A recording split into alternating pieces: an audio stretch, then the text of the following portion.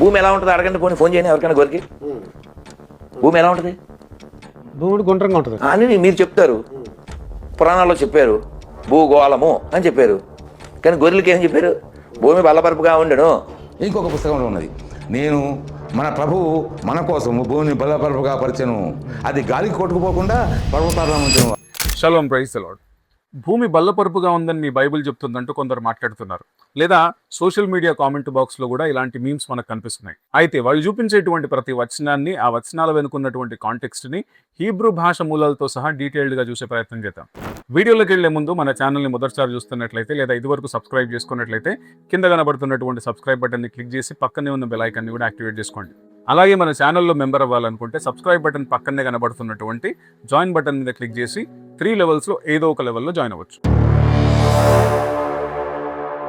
భూమి బల్లపరుపుగా ఉంది అనేటువంటి కాన్సెప్ట్ ఎక్కడి నుండి వచ్చిందో, ఎవరు స్టార్ట్ చేశారో తెలియదు, కానీ బైబిల్ ఫ్లాట్ ఎర్త్ ని టీచ్ చేస్తుందంటూ చాలా మంది చాలా కాన్ఫిడెన్స్ తో క్లెయిమ్ చేస్తున్నారు. క్రిటిక్స్ మాత్రమే కాదు, బైబిల్ని నమ్మే వాళ్ళు కూడా సరైన అవగాహన లేక ఈ విషయంలో కన్ఫ్యూజ్ అవ్వడం మనం చరిత్రలో కూడా చూడొచ్చు. కానీ వాస్తవం ఏంటంటే బైబిల్లో ఆదికాండం మొదలుకొని ప్రకటన గ్రంథం వరకు భూమి బల్లపరుపుగా ఉంది అనేటువంటి క్లియర్ స్టేట్మెంట్ ఒక్కటి కూడా లేదు. అయినా సరే కొంతమంది కొన్ని పొయిటిక్ వర్సెస్ని అవుట్ ఆఫ్ కాంటెక్స్ట్ కోట్ చేసి వాటిని వక్రీకరించి ఫ్లాట్ ఎర్త్ థియరీని బైబిల్ మీద రుద్దే ప్రయత్నం చేస్తున్నారు.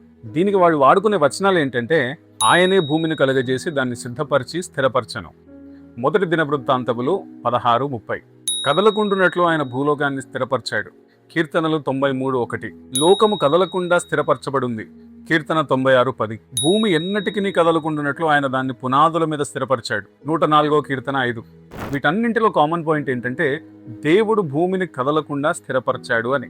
ఇప్పుడు దీన్ని బైబిల్ క్రిటిక్స్ ఎలా ఇంటర్ప్రిట్ చేస్తారంటే, పునాదుల మీద స్థిరపరిచాడు అనగానే దేవుడు భూమి కింద పెద్ద పెద్ద గుంటలు తవ్వి ఐరన్ రాడ్స్ వేసి కాంక్రీట్ పిల్లర్స్ పైన ఒక పెద్ద ప్లేట్ లాంటి ఫ్లాట్ ఎర్త్ నిలబెట్టాడని క్రిటిక్స్ ఊహించుకుంటారు. ఆ ఇమాజినేషన్ ని బేస్ చేసుకొని చూడండి బైబిల్ సైన్స్ కి విరుద్ధం అని ప్రచారం చేస్తారు. కానీ అసలు కాంటెక్స్ట్ అది కాదు. ఏదైనా ఒక పుస్తకాన్ని అర్థం చేసుకోవాలంటే అది ఏ రచనా శైలిలో రాయబడిందో గుర్తించాలి. కీర్తనల్లో మనకు కనబడేటువంటి ప్యాసేజెస్ అన్ని కూడా వర్షిప్ లిటరేచర్లో రాయబడ్డాయి. ఇది దేవుని మహిమను, ఆయన సార్వభౌమత్వాన్ని, ఆయన సృష్టి క్రమాన్ని కీర్తిస్తూ రాయబడినటువంటి పాటలు. ఉదాహరణకి ఈ రోజు కూడా మనం జనరల్గా లైఫ్లో మాట్లాడుకునేటప్పుడు కొన్ని మాటలు యూజ్ చేస్తాం. నా కెరియర్ ఇప్పుడు చాలా స్టేబుల్గా ఉందని కానీ, లేదా నా జీవితం ఒక ఫౌండేషన్ మీద నిలబడిందని కానీ. అంటే దాని అర్థము మనం ఫిజికల్గా కదలడం ఆపేసామని కాదు. అలాగే బైబిల్లో భూమి స్థిరపరచబడింది అంటే దాని అర్థం ఏంటంటే దేవుడు తను సృష్టించినటువంటి ఈ భూమిని, సృష్టి క్రమాన్ని ఏ గందరగోళం లేకుండా పద్ధతిగా సస్టైన్ చేస్తున్నాడని అర్థం. ఇకపోతే 104వ కీర్తన 5లో మనకు కనబడేటువంటి పునాదులు అనే ఇమేజరీ, అది లిటరల్ కాంక్రీట్ పిల్లర్స్ గురించి కాదు. అది పర్ఫార్మెన్స్ ని, స్టెబిలిటీని, డిపెండబిలిటీని సూచించేటువంటి ఒక పోయిటిక్ లాంగ్వేజ్. మనం బిజినెస్ వరల్డ్ లో స్ట్రాంగ్ ఫౌండేషన్ వాల్యూస్ అంటాం. అంటే ఆ వాల్యూస్ కి సిమెంట్ స్తంభాలు ఉన్నాయని కాదు కదా, అది ఆ వాల్యూస్ యొక్క బలాన్ని సూచిస్తుంది. బైబిల్లోని పోయిటిక్ లాంగ్వేజ్ ని లిటరల్ సైన్స్ స్టేట్మెంట్ లాగా చదివితే వచ్చేటువంటి ప్రమాదం ఇది.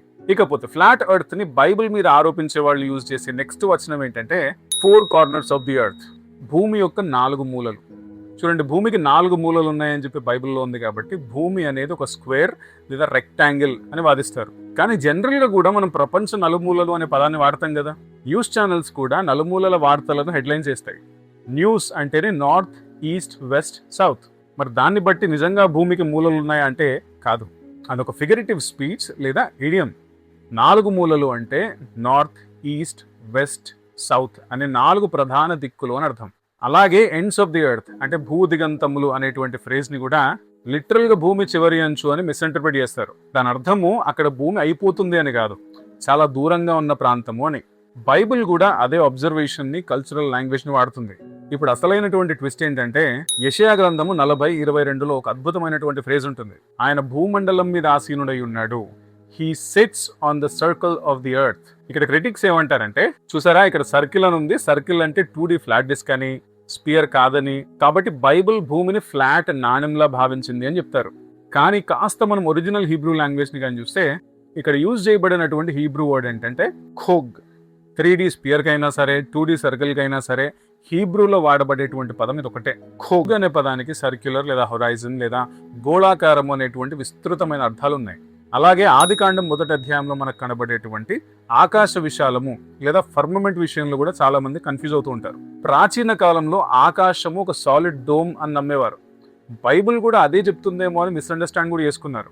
కానీ అక్కడ వాడబడినటువంటి హీబ్రూ పదము రఖ్యా, అంటే ఎక్స్పాన్స్ లేదా స్ప్రెడ్ అవుట్ స్పేస్, అంటే విశాలపరచబడిన స్థలము అని. కానీ ఆశ్చర్యకరమైన విషయం ఏంటంటే శూన్యములో ఆయన భూమిని వేలాడదీశాడని మోడర్న్ టెలిస్కోపిక్ డిస్కవరీస్కి అనుకూలంగానే బైబుల్ కొన్ని వేల సంవత్సరాల క్రితమే చెప్పింది.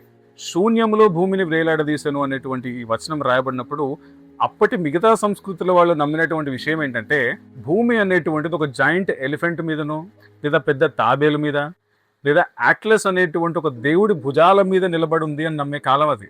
ఇప్పటికీ మన భారతదేశ గ్రంథాల్లో అలాంటి విషయాలే ఉన్నాయి. కానీ ఎలాంటి టెలిస్కోప్స్ లేని ఆ టైంలో బైబిల్ మాత్రం భూమి ఏ ఆధారం లేకుండా శూన్యంలో వేలాడుతుంది అని కన్ఫర్మ్ చేసింది. ఇది మోడర్న్ టెలిస్కోపిక్ అండ్ గ్రావిటేషనల్ డిస్కవరీస్కి ఎంత పర్ఫెక్ట్గా సింక్ అవుతుందో చూడండి.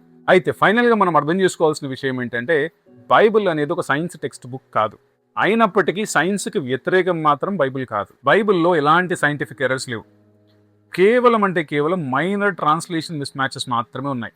అది కోర్ మెసేజ్ని ఏమాత్రం కూడా ఇంపాక్ట్ చేయవు. బైబిల్ యొక్క ప్రధాన ఉద్దేశము దేవుడెవరు అలాగే మనిషి ఎవరు తెలియజేయడమే. పాపము, రక్షణ, దేవుని విమోచన ప్రణాళికను తెలియజేసేటువంటి గ్రంథం బైబిల్. అందుకే పోయిటిక్ వర్సెస్ని అవుట్ ఆఫ్ కాంటెక్స్ట్ కోట్ చేసి వాటిని బలవంతంగా మోడర్న్ సైంటిఫిక్ క్లెయిమ్స్గా మార్చి బైబిల్ ఫ్లాట్ ఎర్త్ నమ్ముతుంది అని ప్రచారం చేయడం కేవలం అజ్ఞానము లేదా కావాలని చేసేటువంటి వక్రీకరణ మాత్రమే. బైబిల్ని నిజంగా అర్థం చేసుకోవాలంటే వచనాలను విడివిడిగా అవుట్ ఆఫ్ కాంటెక్స్ట్ కాకుండా రచనా శైలిని గుర్తించి రాసినటువంటి రచయిత యొక్క ఒరిజినల్ ఇంటెంట్తో చదవాలి. మరో వీడియోతో మళ్ళీ కలుసుకుందాం. Praise the lord.